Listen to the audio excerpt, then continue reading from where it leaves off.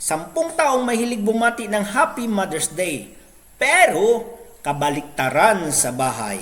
Ngayong Mother's Day, biglang bumabait ang lahat sa social media. May mahahabang caption, may sweet na larawan, at may pa-best mom sa buong mundo. Pero tika, pag uwi sa bahay, parang ibang tao na. Ito ang top 10 na tao mahilig bumati ng Happy Mother's Day online, pero kabaliktaran naman sa totoong buhay. Abangan nyo ang top 1. Talagang tatamaan lahat. Number 10. Ang anak na hindi mahagilap sa bahay. Sa Facebook, Happy Mother's Day sa pinakabait na nanay sa buong mundo. Sa totoong buhay, 1 taon nang hindi naguhugas ng plato at nawawala tuwing uutusan. Example, pagkatapos mag-post ng sweet message, iniwan pa lahat ng kalat sa sala. Number 9, palaging sumasagot kay nanay. Sa online, love you mommy, ikaw ang aking inspirasyon. Pero sa reality, konting sermon lang. Ma, pwede ba? Alam ko ginagawa ko. Example, nag-upload pa ng collage pero hindi man lang kayang kausapin ng maayos ang nanay. Number 8, ang kuripot kapag si nanay ang nangangailangan. Sa online, saludo ako sa sakripisyo mo, nay.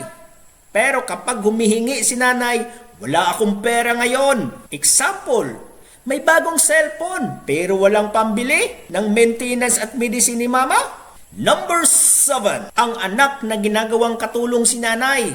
Sa online, queen ka talaga mama. Sa bahay, lahat kay nanay ipinapagawa.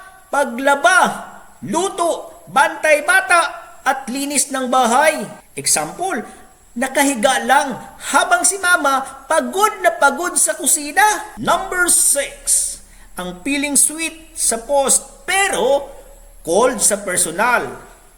Sa social media, best mom ever. Sa personal, hindi man lang makausap si nanay sa buong araw. Example, mas mahaba pa ang caption kaysa actual nilang usapan sa bahay.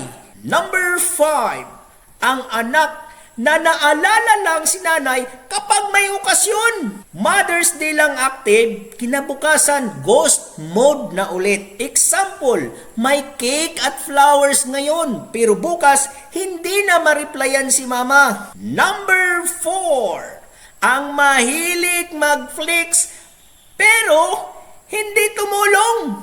Sa online, thank you for everything ma'am. Sa reality, hindi man lang marunong magwalis o magligpit. Example, busy mag-edit ng Mother's Day reel habang si mama naguhugas ng pinggan. Number 3, ang public suite private bastos. Sa comments, love you mommy. Sa bahay, puro sigaw at reklamo. Example, pag may bisita, mabait. Pero pag silang dalawa na lang, irritable agad. Number 2, ang nanghihingi lang kapag may kailangan. Sweet lang kapag may utangin o may favor. For example, Happy Mother's Day, Mama. Sabay sunod, Ma, baka may extra ka dyan. At ang number 1, ang social media anak of the year. Siya ang pinaka-sweet sa online. May video edit, may background music, may drama effect. Pero sa totoong buhay, hindi man lang maalala yakapin o pasalamatan si nanay personally. Example, mas importante pa sa kanya ang likes kaysa totoong pagmamahal kay mama. Hindi naman masama ang bumati ng Happy Mother's Day online, pero mas mahalaga pa rin ang respeto, oras, pagmamahal sa totoong buhay. Hindi lang sa social media.